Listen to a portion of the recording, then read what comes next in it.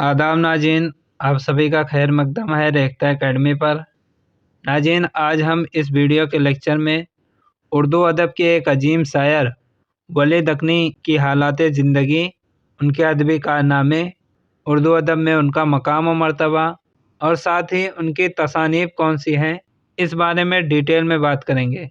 तो चलते हैं हम अपने टॉपिक की तरफ। वली दक्नी। वली दक्नी के नाम और वतन के बारे में इख्तिलाफ पाया जाता है। अहले गुजरात इन्हें गुजरात का बासिंदा साबित करते हैं और अहले दक्कन की तहकीक के मुताबिक इनका वतन औरंगाबाद यानी दक्कन था।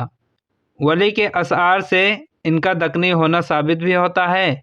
उर्दू के मोहसिन वली मोहम्मद अल-मुतखल्लिस बावली 1668 ईस्वी में औरंगाबाद दक्कन में पैदा हुए और 1720 में अहमदाबाद गुजरात में वफ़ात पाई।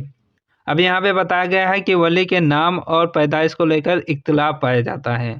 ये उर्दू के इतने बड़े शायर थे कि दो बड़े इलाके यानी गुजरात और दक्कन के लोग इन्हें अपना होने का दावा करते हैं, लेकिन इनके कलामी सबूत से ये साबित होता है कि ये असलियत में दक्कनी ही थे और इनकी पैदाइश 1668 ईस्वी में औरंगाबाद में हुआ और वफ़ात 1720 में अहमदाबाद गुजरात में हुआ।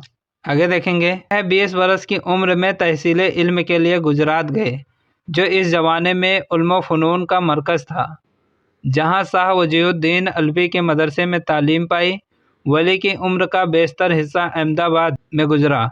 इस शहर के फिराक में इन्होंने एक पुरदर्द कता भी लिखा। वली ने गुजरात, सूरत और दिल्ली का सफ़र भी किया। अब यहाँ पे बताया गया है कि 20 वर्ष की उम्र में वली तालीम हासिल करने के लिए गुजरात चले गए, जहाँ शाह वजीउद्दीन अलवी के मदरसे में तालीम पाई। अब इस शहर में इनकी उम्र का एक हिस्सा गुजरा था, तो इस शहर से जुदाई के समय इन्होंने एक पुरदर्द कता भी लिखी।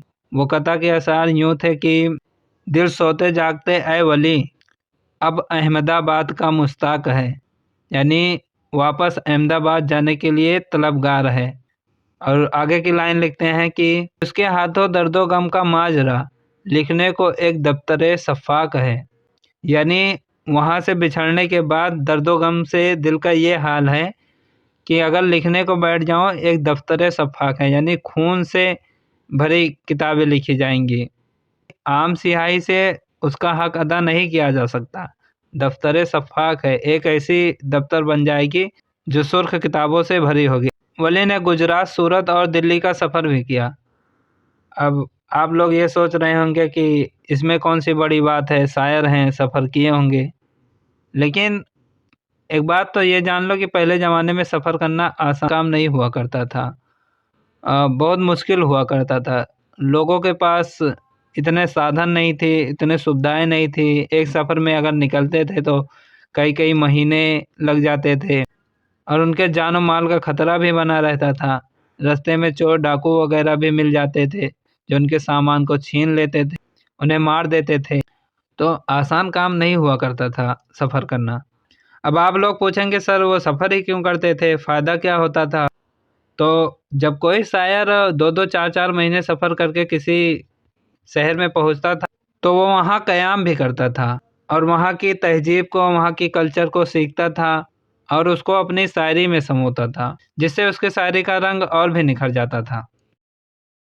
अब आगे देखेंगे, वली शेरो सियाहत के सिलसिले में 2 मरतबा दिल्ली आए। पहली बार शाह साद गुलशन दिल्ली की खिदमत में हाजिर हुए, जो फ़ारसी में अशार लिखते थे और इनके 2 लाख के करीब अशार थे। शाह सादुल्लाह गुलशन ने वली को मशवरा दिया कि रेख्ता में इस तरह से शेर कहिए, अपनी ज़बान का फ़ारसी ज़बान में और फ़ारसी ज़बान में मौजूद कलाम को अपनी ज़बान में कहिए। अब इसी तरह से इन्होंने दिल्ली का भी सफ़र किया, तो वो रंग भी दिखता है। वली दिल्ली 2 दफ़ा आए थे। पहली दफ़ा वो शाह साद गुलशन से मिले, जो फ़ारसी के एक बड़े शायर थे, जिनके 2 लाख के करीब अशार थे।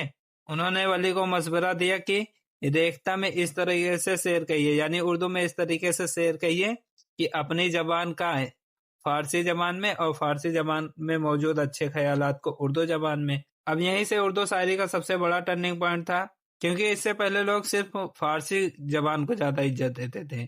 अब इस मशवरे ने वली को एक अलग रास्ता दिखाया, जिससे वो आगे चलकर उर्दू शायरी के बाबाए आदम का लक़ब भी पाया, क्योंकि उन्होंने उर्दू शायरी को एक अलग ही बुनियाद दी, एक अलग ही मोड़ दिया। आगे है, वली जब दूसरी दफा दिल्ली आए तो अपना दीवान साथ लाए, चूंकि शाह सादुल्लाह गुलशन के मशवरे से पूरा इस्तिफादा कर चले थे। वली का दीवान दिल्ली में खूब मकबूल हुआ। देखता को कम समझने वाले दिल्ली शोरा ने वली के लहजे और उसलूब को खूब अपनाया।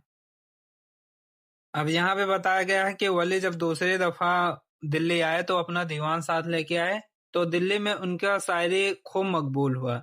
दिल्ली के शोरा जो उर्दू को कमतर समझते थे, वो वली के शायरी को देखकर दीवाने हो गए और उनके तरीकों को खूब अपनाया। यानी अब दिल्ली के शायरों ने भी उर्दू जबान में शायरी करनी शुरू कर दी और किताबें शाये करने लगे। आगे देखेंगे, तकरीबन हर काबिले जिक्र शायर ने वली की जमीनों में गजलें कही। वली से इस्तिफादा करने वाले बहुत से शायर गुजरे हैं, यहाँ तक कि मीर जैसे खुद सर शायर ने भी वली का इतराफ किया है। खोगन नहीं कुछ यूं ही हम रेख्ता गोई के, मासूक जो था अपना बासिंदा दक्कन का था। अब मीर जैसे शायर जो खुदाए सुखन के लक़ब से नवाजे जाते हैं, उन्होंने भी वली की तारीफ की है और उनके लिए एक मशहूर शेर लिखा, खोगन नहीं कुछ यूं ही हम रेख्ता गोई के, मासूक जो था अपना बासिंदा दक्कन का था। अब मीर जैसे सख्त उस्ताद का वली को अपना मासूक कहना इस बात को साबित करता है कि वली के रुतबे का मकाम क्या था। आगे देखेंगे, वली का दीवान देखकर ही दिल्ली वालों ने अपने मजमूए शाये करने का ख्याल आया। खैर, जब भी उर्दू गजल की बात होगी, औलियत का ताज वली की सर की जीनत बनेगा। उनकी तसानीफ के बारे में जानेंगे। तसानीफ, वली की कुल 2 अहम तसानीफ थी, एक उर्दू में एक फारसी में। उर्दू में दीवाने वली, इसमें गजलें और कसाइद वगैरह थी। फारसी दीवान, जो इन्होंने फारसी में कहा था। बाद में इन दोनों को मिलाकर कुलियाते वली के नाम से छापा गया, यानी इन दोनों को मिला दिया गया, जिसमें कुल 6 कसाइद, 26 रुबाइयात और 404 गजलें हैं। आगे हैं अहम नुकात। वली पहला शायर है जिसके शायराना मिजाज को क्लासिकल कहा जाता है। वली को उर्दू शायरी का पहला क्लासिकल शायर कहा जाता है, क्योंकि उनकी शायरी में वो गहराई और गहराई है जो उर्दू शायरी की बुनियाद है। आगे है, वली के कलाम में तगज्जुल रंग गालिब है, यानी इसको आशिकी की बातें ज्यादा की गई हैं। निकातुस शोरा में वली के मुताल्लिक लिखा गया है कि वो शैतान से भी ज्यादा मशहूर हैं। अब यहाँ पे एक अजीब बात लिखी गई है, थोड़ा सा इंटरेस्टिंग पॉइंट है। मीर की किताब निकातुस शोरा, जिसमें शोरा के मुताल्लिक लिखा गया है, तो वली के मुताल्लिक लिखा गया है कि वो शैतान से भी ज्यादा मशहूर थे। यानी ये एक पुराना तरीका है, एक मुहावरा है ये कहना कि कोई भी ऐसा शायर या अदब का शौकीन नहीं था जो वली को ना जानता हो। तो नाज़रीन, आज के लिए बस इतना ही। मिलते हैं नेक्स्ट वीडियो में एक नई टॉपिक के साथ। वस्सलाम।